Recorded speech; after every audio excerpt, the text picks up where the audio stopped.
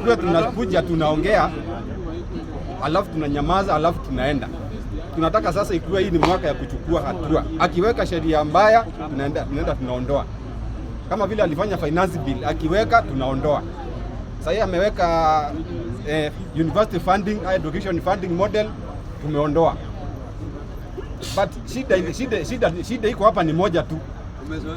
Wale wenye tunaongea hapa kwa ile kuondoa hatuko. So sisi tunabaki kukua tu ni watu wa kuongea.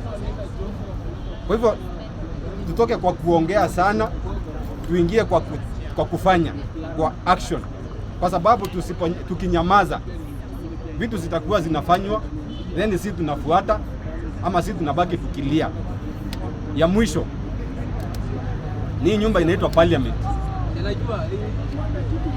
Ruto anaweza kuwa ametuseti, amejiweka pale tumrushie matope, alafu tusahau wale ile shida ya Kenya si yeye sana peke yake. Shida iko mpaka na Parliament. Parliament imeweka kizuizi tusipate IBC. Wengine tunataka kusimama viti na wengine tunataka kurecall our MPs.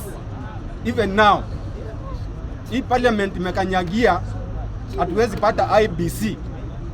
Kwa hivyo nitapropose kitu moja tutafanya by end of January, na ifikie nchi yote. Kama hiyo Parliament haitakuwa imeweka IBC, tutajiwekea IBC wenyewe na tutachukua signature na tutaimpeach our MPs vile tunataka. Hatutangoja tena watengeneze finance bill nyingine alafu tuanze kukimbizana town. Wao ndio saa hii waende. Na sitaongea sana kwa sababu ndugu yangu hapa anataka kuongea. Mimi ninio tu kidogo. Mungu awabariki na mkuwe na siku njema na mwaka mpya. Asante.